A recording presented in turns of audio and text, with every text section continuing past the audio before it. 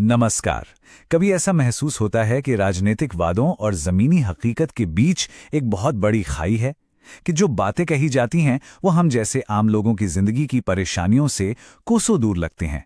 तो आज हम एक ऐसे तरीके को समझने जा रहे हैं जो इसी खाई को पाटने का दावा करता है।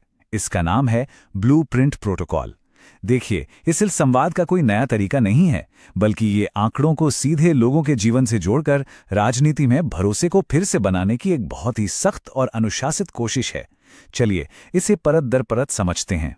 तो सबसे बड़ा और बुनियादी सवाल यही उठता है कि आप जटिल से जटिल आंकड़ों को, बड़ी बड़ी रिपोर्टों और सर्वे को मानवीय गरिमा और विश्वास में कैसे बदल सकते हैं। सच कहूं तो ये वो सवाल है जो आज की राजनीति में सबसे ज्यादा मायने रखता है, और यही वो केंद्रीय चुनौती है जिसका जवाब ये संवाद प्रोटोकॉल बहुत ही सख्ती से और पूरी ईमानदारी से देने की कोशिश करता है। ये उस समस्या की जड़ तक जाता है जहां बड़े बड़े राजनीतिक संदेश आम लोगों के दिलों तक पहुंचने से पहले ही दम तोड़ देते हैं। इस सफर की शुरुआत होती है उस गहरी खाई को समझने से जिसे हम कह सकते हैं कम्युनिकेशन चैज़म या संचार की खाई। ये कोई नई समस्या नहीं है, बल्कि एक आम तजुर्बा है। जब भी कोई राजनीतिक संवाद होता है तो अक्सर वो आम लोगों को बहुत जटिल लगता है, अपनी जिंदगी से कटा हुआ लगता है या फिर अविश्वसनीय। ये एक ऐसी दीवार की तरह है जो नेताओं और जनता के बीच खड़ी हो जाती है। देखिए, अक्सर होता यह है कि पारंपरिक राजनीतिक संदेश नागरिकों की रोजमर्रा की असली चिंताओं से जुड़ ही नहीं पाते। सोचकर देखिए, जब एक नेता देश की जीडीपी के आंकड़ों की बात कर रहा होता है, ठीक उसी वक्त एक आम इंसान शायद अपनी रसोई के बढ़ते खर्चे के बारे में सोच रहा होता है या बच्चे की स्कूल की फीस के बारे में। तो नीतिगत भाषा और जनता के असल जीवन के अनुभवों के बीच की इसी विशाल खाई को ये प्रोटोकॉल खत्म करने के लिए डिजाइन किया गया है। तो फिर सवाल ये है कि इस गहरी खाई का समाधान क्या है। इसकी शुरुआत होती है कुछ बेहद मजबूत नैतिक मूल्यों की नींव से। ये समझना बहुत जरूरी है कि ये प्रोटोकॉल सिर्फ कुछ नियम कायदों का एक सेट नहीं है, बल्कि ये ईमानदारी, सम्मान और जवाबदेही जैसे ठोस सिद्धांतों पर आधारित है जिनसे किसी भी कीमत पर कोई समझौता नहीं किया जा सकता। राजनीति से परे एक उद्देश्य, ये सिर्फ एक नारा नहीं है, बल्कि इस पूरे प्रोटोकॉल का मिशन स्टेटमेंट है। इसका साफ मतलब है कि लक्ष्य सिर्फ अगला चुनाव जीतना नहीं, बल्कि बेहतर शासन देना है और लोगों की भलाई पर पूरी तरह से ध्यान केंद्रित करना है। हर फैसला, हर शब्द इसी बड़े मकसद की कसौटी पर कसा जाता है। ये प्रोटोकॉल 3 बहुत ही मजबूत मूल्यों पर टिका है। पहला, संवैधानिक गरिमा, यानी हर एक व्यक्ति का सम्मान, जो हमारे संविधान का भी आधार है। दूसरा, जिम्मेदारी के साथ की गई सूचित सार्वजनिक बातचीत, यानी हर बात पूरी जानकारी और जवाबदेही के साथ कही जाए। और तीसरा, लोगों की निजता और उनकी सहमति का पूरा पूरा सम्मान करना। इन उसूलों के बिना भरोसे की उम्मीद करना बेमानी है। और इसका सबसे जरूरी मार्गदर्शक सिद्धांत बिल्कुल साफ है: व्यवस्था पर हमला करें, व्यक्तियों पर नहीं। राजनीति में अक्सर व्यक्तिगत आरोप प्रत्यारोप का खेल चलता है, लेकिन यह प्रोटोकॉल उस रास्ते पर जाने से सख्ती से मना करता है।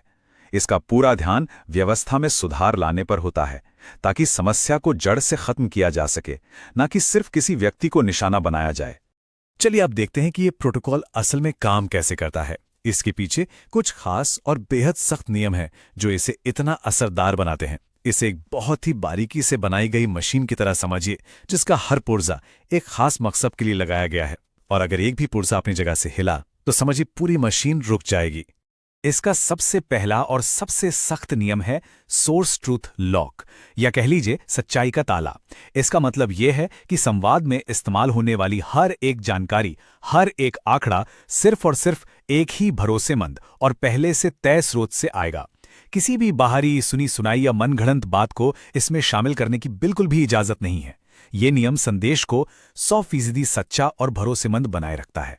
अब जो बात वाकई में दिलचस्प है वो है कंटेंट फायरवॉल, यानी विषय वस्तु की दीवार। ये एक तरह का फिल्टर है जो मुश्किल और तकनीकी शब्दों पर पूरी तरह से रोक लगाता है और जमीन से जुड़ी असली जिंदगी की बातों को अनिवार्य करता है, जैसे कि मिट्टी, मौसम, रोजगार, लोगों के रोजमर्रा के सम्मान की बातें और हमारी संस्कृति से जुड़ी कहानियां।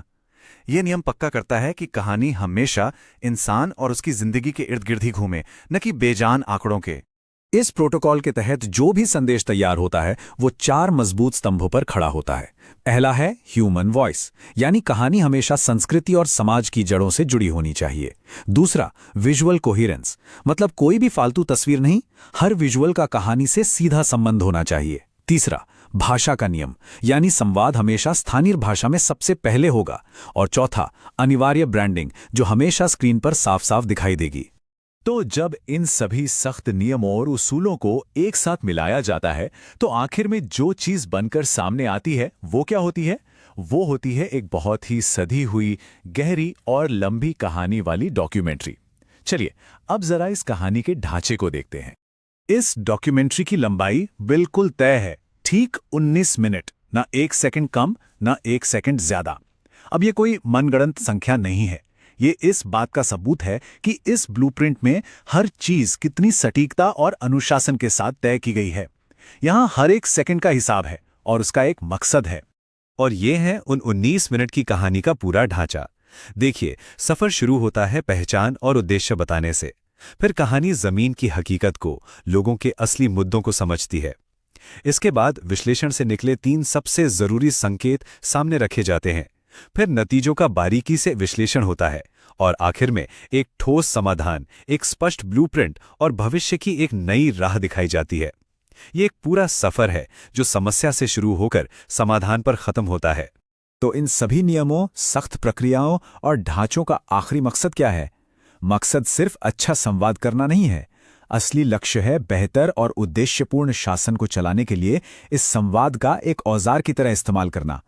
ये सारी मेहनत सिर्फ एक चीज के लिए है, एक ऐसी सरकार जो सच में लोगों के लिए काम करे। तो फिर सफलता को मापा कैसे जाता है?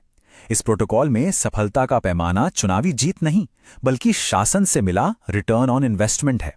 और ये रिटर्न 3 ठोस चीजों में मापा जाता है। लोगों को मिली नौकरियां, इलाके में बना बुनियादी ढांचा और आम जनता तक पहुंची कल्याणकारी योजनाएं।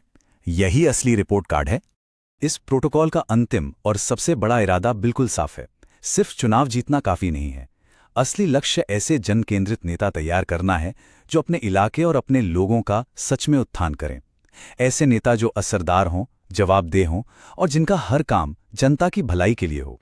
यहां एक बहुत जरूरी बात याद रखनी चाहिए। भारत का जो मजबूत डेटा संरक्षण कानून है वो ये पक्का करता है कि किसी भी नागरिक की व्यक्तिगत जानकारी का इस्तेमाल पूरी सहमति और जिम्मेदारी के साथ हो। ये प्रोटोकॉल इन सिद्धांतों को बहुत गंभीरता से लेता है। जैसा कि स्रोत का ये उद्धरण कहता है, इलेक्शंस यानी गवर्नेंस के लिए डेटा इंजीनियरिंग, इसका मतलब है कि चुनाव का हर आंकड़ा, हर जानकारी अंत में बेहतर शासन बनाने के ही काम आनी चाहिए। तो अंत में ये एक बड़ा सवाल छोड़ जाता है, क्या ये नेतृत्व के संवाद का नया मानक बन सकता है? क्या इस तरह का सख्त, अनुशासित और मानव केंद्रित तरीका हमारी राजनीति में खोया हुआ विश्वास वापस ला सकता है? इसका जवाब तो सिर्फ वक्त ही देगा, लेकिन ये एक उम्मीद जरूर जगाता है। अगर आप एक जन केंद्रित नेता बनना चाहते हैं और अपने निर्वाचन क्षेत्र का उत्थान करना चाहते हैं, तो blueprintstrategies.ai से mgr@blueprintstrategies.ai पर संपर्क करें या 08042041602 पर कॉल करें। राजनीति से परे एक उद्देश्य,